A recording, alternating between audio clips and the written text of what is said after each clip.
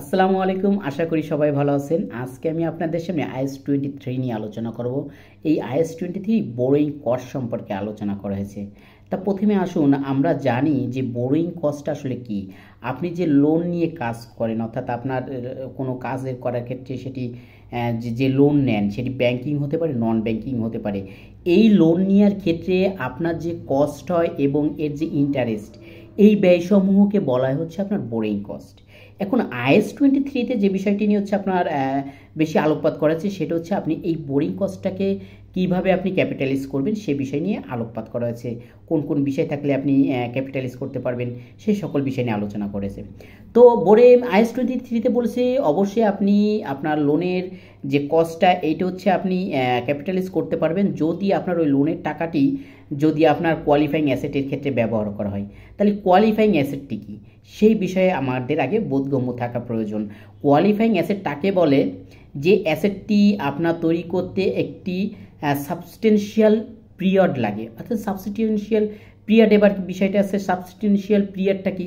Substantial period সম্পর্কে IS-23-তে এত বিস্তারিতভাবে কোনো আপনার সংজ্ঞা দেওয়া নেই, তবে বলা হয়েছে যে অ্যাসেটটি তৈরি করতে আপনার সাধারণত আপনার 1 বছর বা তার চেয়ে বেশি সময় লাগে, সেই সময়টাকে বলা হয় সাবস্টেন্সিয়াল পিরিয়ড। তো সেই অ্যাসেটটি আপনি বিক্রয়ের জন্য তৈরি করতে পারেন এবং নিজে ইউজ করার জন্য তৈরি করতে পারেন। তো এই ধরনের অ্যাসেট তৈরি করতে যদি আপনি কোনো লোন নিয়ে আপনি যদি সেই অ্যাসেটটি তৈরি করেন, অবশ্যই এই লোনের যে এই কস্টটি কিন্তু আপনি ক্যাপিটালাইজ করতে পারবেন। এখন আসুন যে ক্যাপিটালাইজ আপনি কিভাবে ক্যাপিটালাইজ করবেন। দেখুন, ক্যাপিটালাইজ আপনি যদি সাধারণ স্পেসিফিক কোনো লোন নিয়ে থাকেন, স্পেসিফিক কোনো কাজের জন্য, কোনো অ্যাসেট তৈরি করার জন্য, কোয়ালিফাইং অ্যাসেটের জন্য, সেটা তো আপনার ক্যালকুলেশন করা সহজ। দেখা গেল আপনি একটা ফ্যাক্টরি, আপনার ওয়্যার হাউস তৈরি করবেন। তো ওয়্যার হাউস তৈরি করার জন্য আপনি 5 লাখ টাকা লোন নিয়েছেন শুধু ওয়্যার হাউসের করার ক্ষেত্রে। তা 5 লাখ টাকা 10% 50,000 টাকা, তা এই সহজে আপনি হিসেব করে ফেলালেন। কিন্তু যখন আপনি দেখা গেল আপনি বিভিন্ন জায়গাতে বিভিন্ন রেটে লোন আনবেন, তখন আপনি কি করে হিসেব করবেন।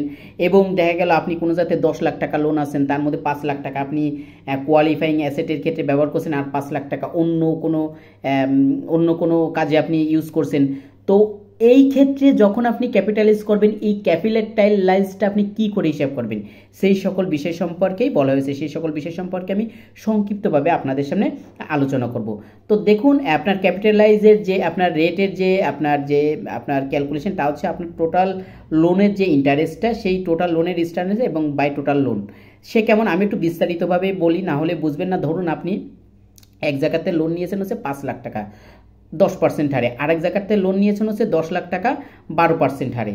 তো 5 লাখ টাকা এবং 10 লাখ টাকার হচ্ছে আপনার যে ইন্টারেস্ট আছে, সেই ইন্টারেস্টটা আসে কত হচ্ছে 5 লাখ টাকার উপরে 10% হলে এসে 50,000 টাকা, আর আপনার 10 লাখ টাকার উপরে 12% আলিয়ে এসে হচ্ছে 1,20,000 টাকা। তো এই কত হলো, দুই ইন্টারেস্ট মিলে কত হলো, দুটি ইন্টারেস্ট মিলে হচ্ছে আপনার 1,70,000 টাকা।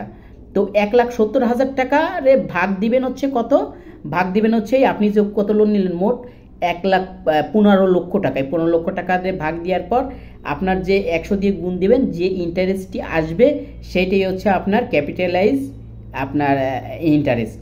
তো এখন আপনি ধরুন 5 লাখ টাকা লোন নিয়েছেন, এখন দেখা গেল আপনি ভাগ দিলে আসবে হচ্ছে 11.33।